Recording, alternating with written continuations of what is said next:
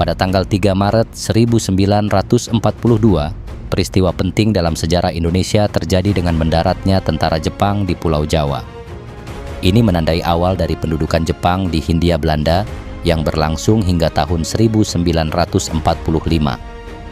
Pendudukan ini merupakan bagian dari Perang Dunia II, di mana Jepang berusaha memperluas wilayah kekuasaannya di Asia Tenggara.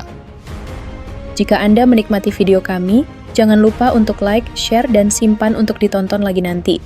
Pastikan juga untuk follow, subscribe, dan nyalakan lonceng notifikasi agar Anda tidak ketinggalan konten terbaru dari kami.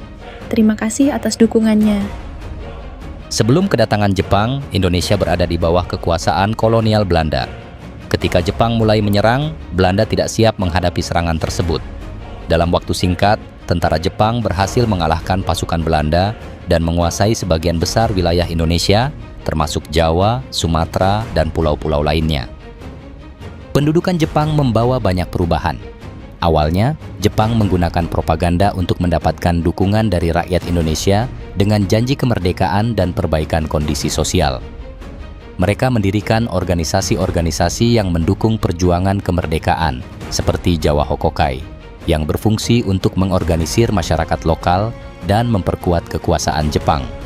Selain itu, Jepang juga melatih pemuda Indonesia dalam bidang militer, yang kemudian membantu menumbuhkan semangat nasionalisme. Namun, meskipun ada beberapa dukungan awal dari kalangan nasionalis, pendudukan Jepang juga membawa dampak negatif yang signifikan. Rakyat Indonesia mengalami penderitaan yang parah akibat kebijakan kerja paksa, kelangkaan pangan, dan kekerasan.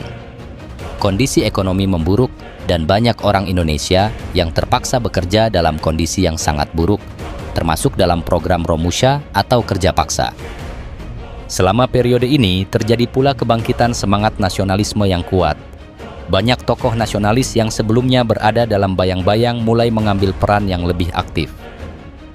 Mereka mulai merumuskan rencana untuk meraih kemerdekaan setelah Jepang kalah dalam Perang Dunia II. Pada akhir pendudukan Jepang, situasi politik di Indonesia semakin berkembang. Dan pada tanggal 17 Agustus 1945, Indonesia akhirnya memproklamasikan kemerdekaannya. Secara keseluruhan, meskipun pendudukan Jepang di Indonesia berlangsung singkat, dampaknya sangat besar bagi sejarah bangsa ini. Periode tersebut menjadi salah satu faktor kunci yang mempercepat proses menuju kemerdekaan dan membangkitkan kesadaran nasional di kalangan rakyat Indonesia.